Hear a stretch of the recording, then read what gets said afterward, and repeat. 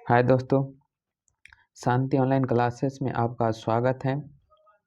आज हम देखेंगे गोधुली कक्षा 10 का चैप्टर नंबर 1, जो चैप्टर का नाम है श्रम विभाजन एवं जाति प्रथा।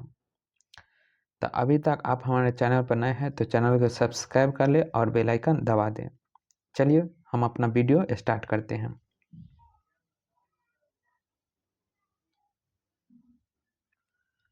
पहला क्वेश्चन है, श्रम विभाजन एवं जाति प्रथा के लेखक कौन है? श्रम विभाजन और जाति प्रथा के लेखक कौन है? तो श्रम विभाजन एवं जाति प्रथा के लेखक है भीमराव अंबेडकर। तो इसका आंसर हो जाएगा बाबा साहेब भीमराव अंबेडकर। चलिए अगला क्वेश्चन देखते हैं, जो क्वेश्चन नंबर 2 है। क्वेश्चन नंबर 2 में है, डॉक्टर अंबेडकर के पिता का नाम क्या था? डॉक्टर अंबेडकर का पिता का नाम क्या था? तो डॉक्टर अंबेडकर का पिता का नाम रामजी सकपाल था। तो इसका आंसर हो जाएगा रामजी सकपाल। चलिए क्वेश्चन नंबर हम 3 पर चलते हैं। क्वेश्चन नंबर 3 में है,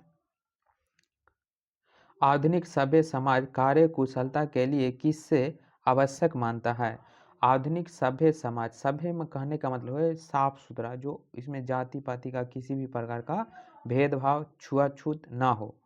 तो आधुनिक सभ्य समाज कार्य कुशलता के लिए आवश्यक मानता है। तो आधुनिक सभ्य समाज कार्य कुशलता के लिए सभ्य जो माना जाता है वह माना जाता है श्रम विभाजन पर। तो इसका आंसर हो जाएगा श्रम विभाजन। चलिए क्वेश्चन नंबर 4 पर चलते हैं। क्वेश्चन नंबर 4 में है, जाति प्रथा में बेरोजगारी का एक कारण है। जाति प्रथा का बेरोजगारी का एक कारण है। तो जाति प्रथा में बेरोजगारी का एक मुख्य कारण यह है, जो देखिए उसमें प्रत्यक्ष भी देखा जाता है और अप्रत्यक्ष भी देखा जाता है। तो इसका आंसर हो जाएगा प्रत्यक्ष और प्रमुख दोनों। तो इसका आंसर हो जाएगा ए और बी दोनों। चलिए अगला क्वेश्चन देखते हैं, जो क्वेश्चन नंबर 5 है।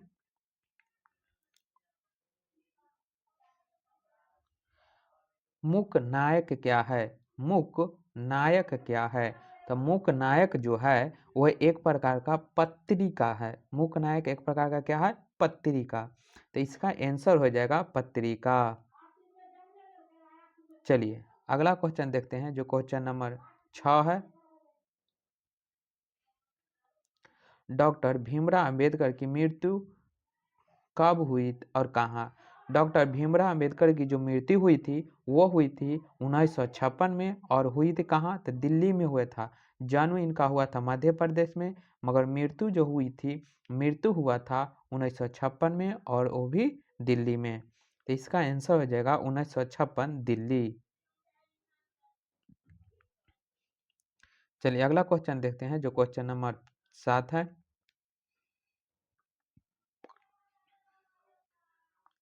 भीमराव अंबेडकर का जन्म कब हुआ था? तो भीमराव अंबेडकर का जन्म कब हुआ था? तो भीमराव अंबेडकर साहब का जो जन्म हुआ था वो हुआ था 14 अप्रैल 1891 में। 14 अप्रैल 1891 में हुआ था, और वो हुआ था महू आंध्र प्रदेश में। महू आंध्र प्रदेश में हुआ था। तो इसका आंसर हो जाएगा 14 अप्रैल 1891।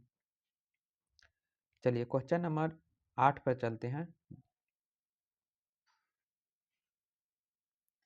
अंबेडकर की दृष्टि से भाईचारा का वास्तविक रूप कैसा है? यानी कि अंबेडकर की दृष्टि से भाईचारा का वास्तविक रूप क्या है, यह कैसा है? तो अंबेडकर साहब की दृष्टि से भाईचारा का जो वास्तविक स्वरूप है, वो भाईचारा का वास्तविक स्वरूप है दूध और पानी। जैसे दूध में अगर पानी हम मिला देते हैं तो वो क्या हो जाता है? दूध के समान ही दिखाई देने लगता है।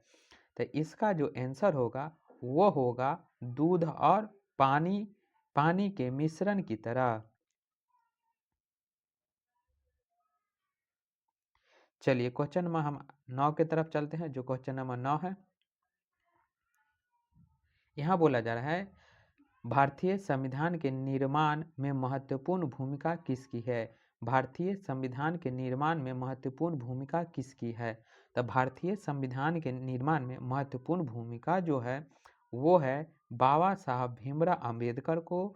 इसीलिए इनको हम संविधान निर्माता के नाम से भी जाना करते हैं। तो ये यहाँ पूछा जाएगा, अगर आपसे पूछा भी जाएगा जिस संविधान निर्माता के नाम से किसे जाना जाता है, तो वहाँ आप लोग घबराइएगा नहीं, वहाँ आप बाबा साहब भीमराव अंबेडकर टिक आराम से मार सकते हैं। तो यहाँ चलिए क्वेश्चन देखते हैं, जो यहाँ बोला जाए भारतीय संविधान के निर्माण में महत्वपूर्ण भूमिका, यानी कि महत्वपूर्ण भूमिका किसकी है। तो महत्वपूर्ण भूमिका जो है वो है भीमराव अंबेडकर। इसका आंसर हो जाएगा भीमराव अंबेडकर। नंबर हम 10 देख रहे हैं, बोला जा रहा है सभ्य समाज की आवश्यकता होती है, यानी कि सभ्य समाज होने के लिए क्या आवश्यक होना चाहिए। तो सभ्य समाज होने के लिए हमको श्रम विभाजन, यानी कि श्रम को जो मजदूर होता है उसको विभाजित कर देना चाहिए। तो इसका आंसर हो जाएगा श्रम विभाजन। चलिए तो हम इसका आंसर देखते हैं, इसका आंसर हो जाएगा श्रम विभाजन। अगला क्वेश्चन देखते हैं, जो क्वेश्चन नंबर 11 है।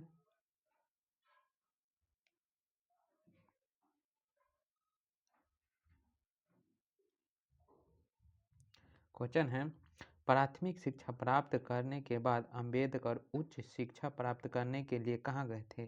तो प्राथमिक शिक्षा प्राप्त करने के लिए अंबेडकर साहब कहाँ गए थे। तो अमेरिका चले गए थे। अमेरिका के कौन से स्थान पर। तो न्यूयॉर्क में गए थे। तो इसका आंसर हो जाएगा न्यूयॉर्क। चलिए अगला क्वेश्चन देखते हैं, जो क्वेश्चन नंबर 12 है।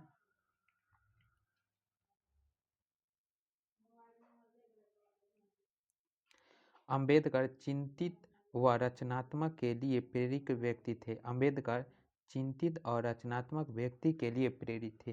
तो वो यहाँ ऐसे भी पूछ सकते हैं आपसे, जो अंबेडकर साहब से कौन कौन व्यक्ति ज़्यादा प्रभावित थे। तो अंबेडकर साहब से देखिए बुद्ध भी प्रभावित थे, कबीर भी प्रभावित थे और ज्योतिबा फुले भी प्रभावित थे। तो इसका आंसर हो जाएगा इनमें से सभी।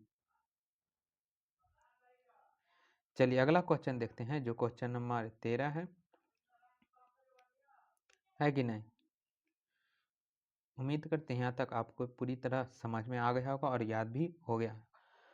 चलिए जाति प्रथा तोड़क मंडल भाषण लाहौर में कब हुआ। जाति प्रथा तोड़क भाषण मंडल लाहौर में कब हुआ। तो ये जो हुआ था वो हुआ था 1936 में। तो इसका आंसर जो होगा वो होगा 1936। ये हम 14 देख रहे हैं। क्वेश्चन है श्रम विभाजन और जाति प्रथा क्या है। श्रम विभाजन और जाति प्रथा क्या है। तो श्रम विभाजन न कहानी है, न भाषण है, न साक्षात्कार है। तो क्या है, यह निबंध है। तो इसका आंसर हो जाएगा निबंध। क्वेश्चन हम 15 देख रहे हैं, बोला जाए निम्नलिखित रचना में कौन सी रचना अंबेडकर की है। कौन सी रचना अंबेडकर साहब की है। तो देखिए the caste in India Ambedkar साहब की है। द अनचेम्बर who are they Ambedkar ji की है। हु आर क्षुद्र अंबेडकर जी की है।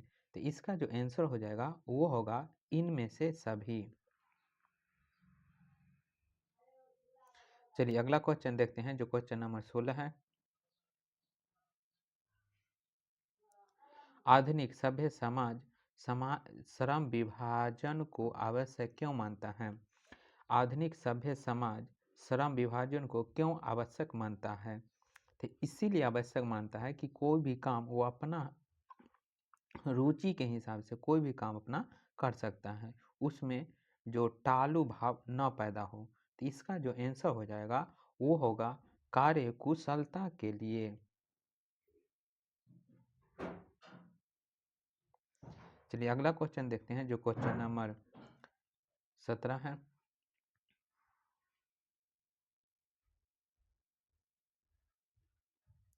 श्रम विभाजन और जाति प्रथा पाठ भीमराव अंबेडकर किस भाषा भाषण का संपादित अंश है। बोला जा रहा है श्रम विभाजन और जाति प्रथा पाठ बाबा साहब की के किस भाषण का संपादित अंश है। तो ये जो अंश है वो है एनिहिलेशन ऑफ कास्ट। ये जो जाति प्रथा लिखा गया वो लिखा गया है एनिहिलेशन ऑफ कास्ट से। तो इसका जो आंसर हो जाएगा वो एनिहिलेशन ऑफ कास्ट। और एनिहिलेशन ऑफ कास्ट के जो हिंदी में अनुवाद जो किए थे वो किए थे ललाई सिंह यादव ने। तो इसका आंसर हो जाएगा ये 17 नंबर का आंसर होगा एनिहिलेशन ऑफ कास्ट। चलिए अगला क्वेश्चन देखते हैं जो क्वेश्चन नंबर 18 है।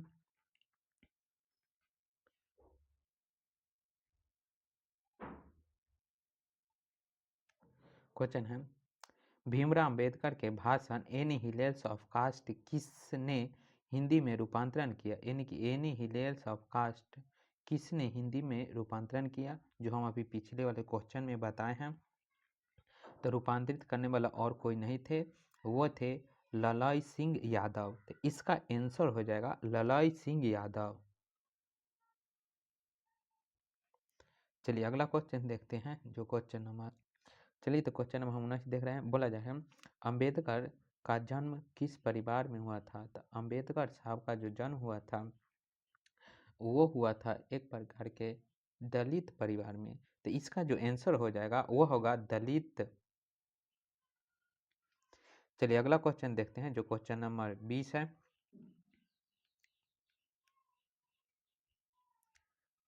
लेखक को किस युग में कहाँ का विडंबना दिखाई पड़ता है। लेखक को किस युग में कहाँ का विडंबना दिखाई पड़ता है।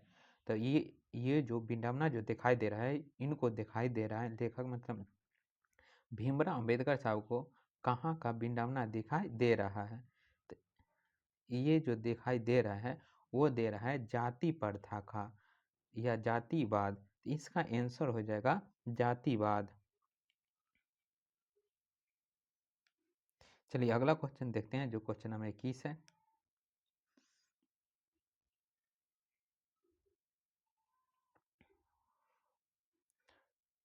डॉक्टर भीमराव अंबेडकर के माता का नाम था।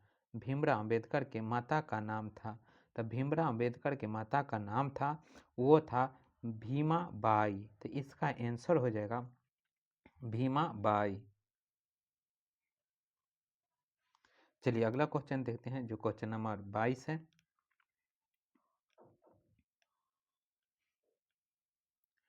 डॉक्टर भीमराव अंबेडकर ने पीएचडी की उपाधि धारण कहाँ की। डॉक्टर भीमराव अंबेडकर पीएचडी की उपाधि धारण कहाँ या कब की। तो ये जो की थी वो किए थे 1916 में। तो इसका जो आंसर हो जाएगा वो होगा 1916। चलिए अगला क्वेश्चन देखते हैं जो क्वेश्चन नंबर 23 है।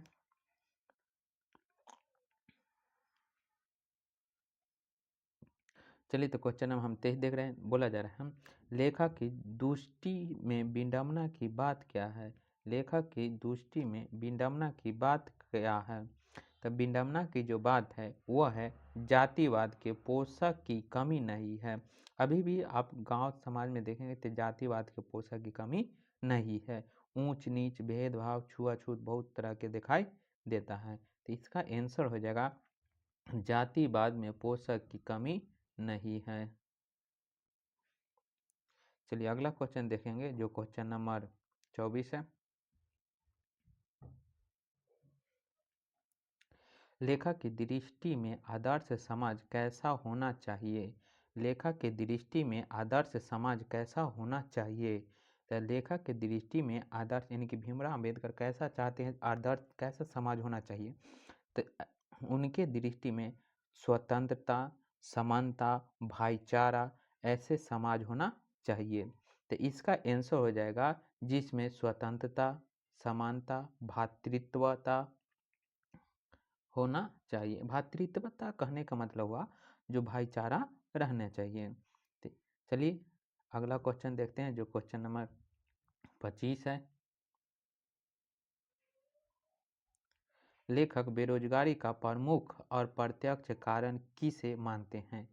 लेखक बेरोजगारी का प्रमुख और प्रत्यक्ष कारण किसे मानते हैं? तो लेखक के दृष्टि में जो है बेरोजगारी का प्रमुख कारण जो है वह जाति प्रथा है। अगर मान लो कि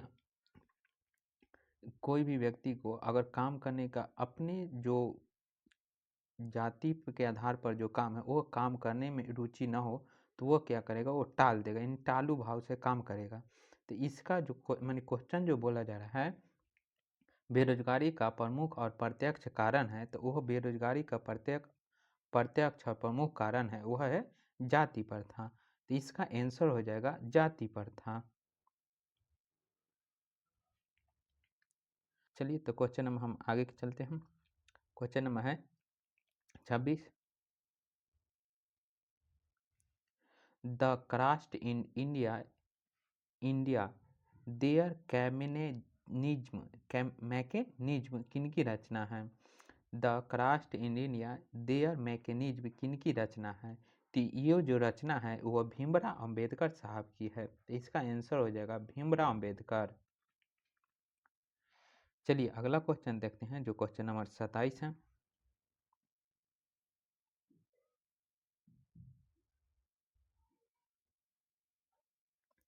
आर्थिक पहलू में जाति प्रथा है। आर्थिक पहलू में जाति प्रथा है, यानी कि आर्थिक पहलू में जाति प्रथा क्या है? तो आर्थिक पहलू में जाति प्रथा एक प्रकार का बहुत ही घटिया कह सकते हैं, यानी कि बहुत ही नीचे यानी कि निम्न कोटि की सोच विचार है। तो इसमें जो होगा आर्थिक में जो होता है यानी कि आर्थिक में बहुत प्रकार की हानि हो सकती है। तो इसका आंसर हो जाएगा हानि। चलिए अगला क्वेश्चन देखते हैं जो क्वेश्चन नंबर 28 है। डॉक्टर भीमराव अंबेडकर का जन्म हुआ था। तो डॉक्टर भीमराव अंबेडकर का जन्म हुआ था, तो डॉक्टर भीमराव अंबेडकर साहब का जन्म हुआ था, वो हुआ था महू मध्य प्रदेश में। महू के जगह मिहू भी दे दिया जाता है, तो वहाँ घबराइएगा नहीं। चलिए तो इसका आंसर हो जाएगा महू मध्य प्रदेश। अगला क्वेश्चन देखते हैं जो क्वेश्चन नंबर 29 है। डॉक्टर अंबेडकर ने किस पत्रिका का संपादन किया? डॉक्टर भीमराव अंबेडकर ने किस पत्रिका का संपादन किया? तो ये जो किए थे वो किए थे, चलिए तो इसका आंसर जो होगा वो होगा बहिष्कृत भारत। बहिष्कृत भारत का संपादन डॉक्टर भीमराव अंबेडकर किए थे। चलिए अगला क्वेश्चन देखते हैं जो क्वेश्चन नंबर 30 है।